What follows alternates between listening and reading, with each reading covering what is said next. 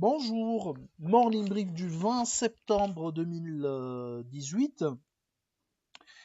Donc un marché qui termine sur une fausse note avec une perte de 0,34% pour le MASI, creusant ainsi sa baisse annuelle à moins 10,03% depuis le 1er janvier 2018.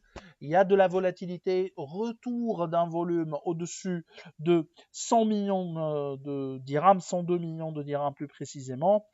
Retour de la volatilité grâce aux publications, on en reparlera après, juste en vous donnant un petit commentaire sur les résultats qui ont été publiés ou annoncés par les émetteurs marocains. En ce qui concerne donc les volumes d'échange, plus de 100 millions de dirhams, dont 28 sur ciment du Maroc, Etisalat El Maghreb à plus de 13 millions 8, BMCE Bank 13 millions 4 de dirhams, Lesieur Cristal qui a fait l'objet de 8 millions 100 de dirhams d'échange et qui a été la plus importante hausse de la journée en avançant 5,40% par rapport à la séance de mardi. La Belle Vie avance de 3,24% et Delta Holding qui progresse de 2,97%. Côté baisse, Sonacid recule de 6,76%. Autohol qui accuse un repli de 5% et Managem qui perd 4,80%. Alors Autohol a publié des résultats en baisse qui sont également inférieurs à nos attentes, hein, avec des revenus qui ont reculé de 7%, et un résultat net en baisse de 8,7%.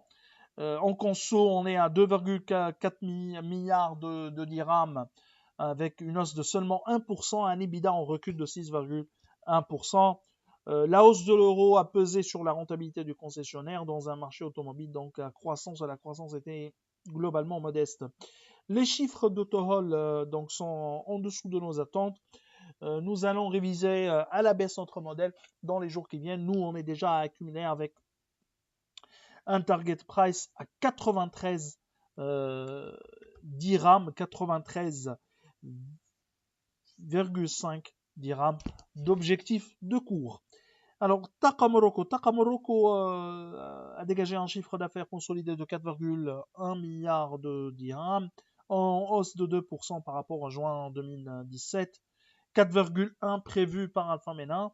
Cette croissance est expliquée donc par la bonne performance opérationnelle de l'ensemble des unités de 1 à 6, par l'augmentation des prix d'énergie consécutive à l'évolution du prix d'achat du charbon sur le marché international et par la dépréciation du dollar par rapport au dirham enregistré au premier semestre.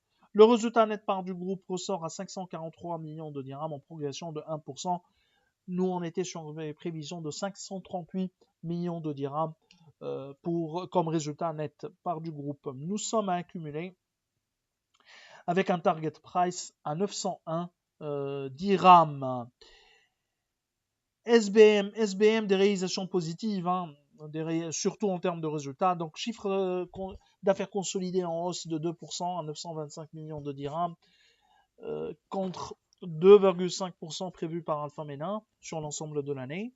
Profitant d'une augmentation des volumes, l'EBITDA s'est élevé à 210 millions de dirhams en hausse de 7%, le résultat d'exploitation à 157 millions de dirhams avec une marge opérationnelle de 13,6% en baisse de 150 points de base. Le résultat net part du groupe a augmenté de 8,6% pour atteindre 101 millions de dirhams. Donc SBM devrait poursuivre sa croissance profitant d'une croissance estivale.